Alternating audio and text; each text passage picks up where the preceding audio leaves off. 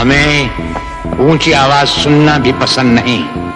हमारे सामने जो ऊंची आवाज में बोलता है उसकी आवाज हमेशा हमेशा के लिए बंद कर दी जाती है।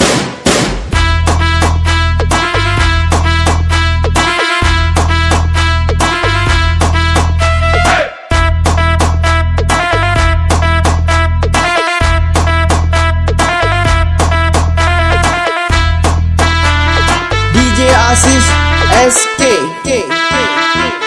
शेख चिल्ली की तरह दिन को सपने देखने छोड़ दो गेंडा स्वामी।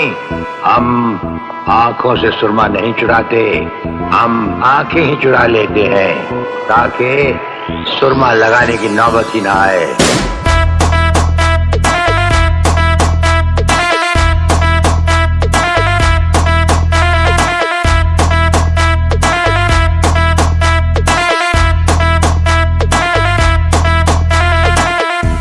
हर आने वाले तूफान से पहले एक जानलेवा खामोशी छा जाती है।